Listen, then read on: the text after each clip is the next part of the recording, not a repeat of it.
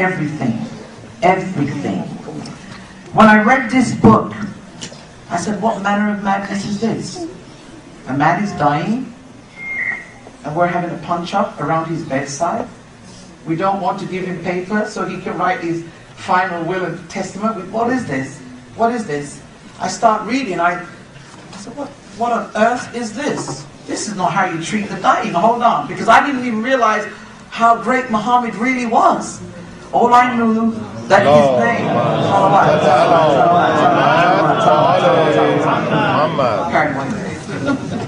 how great this messenger of God was.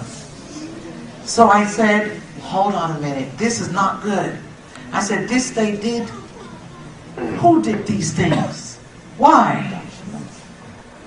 Why did she give me this? Why did she say, Allah told me to give you this? And Allah is supposed to know the kind of personality and temperament I have. I don't like injustice. I was born on October the 19th. I don't like injustice. Don't do to me what I wouldn't do to you. Because I'm not going to return your evil with the evil you've done to me. So I hate injustice. To me, if someone's dying and he says, I've got something to say, everybody around the bench should be attentive. The man is dying. But at that time, to me, it was just a man dying and some beef at the bedside. That's how I saw it. So I guess because I didn't get the message, Allah sent another messenger to me. I was standing at the bus stop. Those of you who've been to London, you will know we are the rainy country. Very cold over. When it rains, everything shuts down. You dare not drive. So I stood at the bus stop and a young black boy came up to me. He said, sister, I'm sorry to disturb you, but God told me to give you this. Now when he said God, I thought it was a Bible. It was about so big. I said, it must be a Bible. Thank God. I looked it up and down. It was a Quran. I said, well, hold on a minute, young man. This is a Quran. He said, yes, it's my Quran. I said, why are you giving me your Quran? I'm not a Muslim. He said, I don't know. I just felt something tell me to give you this. I took it. I put it in my bag. I looked at it. It was pretty. It looked like a nice looking book. You know, gold and shiny, you know, black background. I thought, very nice of him. Why, I wouldn't want, to me, the Quran in England is like a Bible. You know, why would you give me your Bible when I have a Bible? I took it home. I put it on my little prayer table. Then I put it on the bookshelf. I left from England and came to the US. I'm condensing it. I'm watching the one. And when I came to the US, I thought, okay, that's the end of that paragraph. When I was packing, I saw my Sunnah of the Prophet and my Quran, and I wrapped them up. I said, let me carry these with me. You know, and I put them in the case, didn't think nothing of it. Put them with all my other books. I had a suitcase full of books coming to America. I came here and, you know, tried to find my way around and stuff. Eventually, I got married here. Yeah, I got suckered in. By a tall 6'2" veteran from Georgia, soldier boy. And he convinced me, he persuaded me to stay. I said, this is madness. I said, I've got to go home. I've got a chair, I've got a house, I never made it back. I never made it back. Skipping past my ordeals, I ended up having a church in the United States. The church is called the Last Days Temple.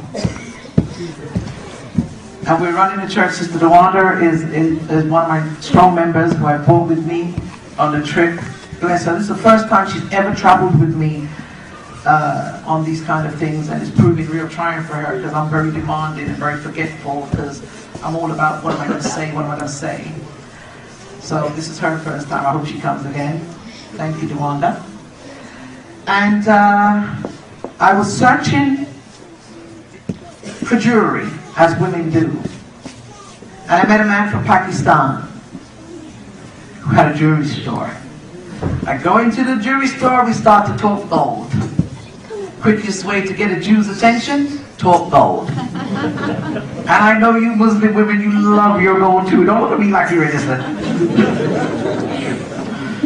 So we start talking gold, and he sells me all these beautiful pieces, and we start talking about God. I don't even know how we got onto God, but I guess when you're a Muslim, you got to start talking about God somewhere. So we got talking about God, and then the next thing I knew, he kept telling me to come down, and I kept coming down and wasn't buying any gold, and I'm like, well, why do I keep coming here? And we kept talking, and he started telling me about the white horse that was coming. I said, you know nothing about the white horse. You're a Muslim. Only the Christians know about the white horse. You're not going to rapture. Only the Christians. He said, sister, you're not a Christian. I said, man from Pakistan, you need to back up. I know what I is. He said, what do you believe? So I told him what I believe. He said, the Christians in America do not believe this. They do not talk about Abraham. They do not talk about Moses. Nobody cares about the 10 Commandments. They eat what they like, dress how they like, and date, court, smoke, drink, gamble, and everything. I said, these things are haram. He said, what do you know about haram? I said, are you playing with me? I said, we Jews, we have halal and haram as well. You know, you're not the only one who knows wrong and right. So then the conversation gets real tricky now, because I'm telling him I'm a Christian, I'm preaching Judaism, and he's saying you're a Muslim. I mean, it was madness. It was something that really needed to be checked and sorted out real quick. Because I used to take little members like Tierra down there just to argue with him. I thought I could win him. But each time he kept saying to me, you don't really know who you are. He said, you think you're a Christian. I said, oh my goodness, I'm going to knock him out. I said, my brother, I am telling you, we'd be there all day. The Muslim ladies would come in and they speak the language, real fast. And they change money real quick, and gold goes out the door, and he say, you make me wait. And I'd stand there. I would stand there. He was leaving to go to Texas real quick. And I said, well, what am I going to do about my gold?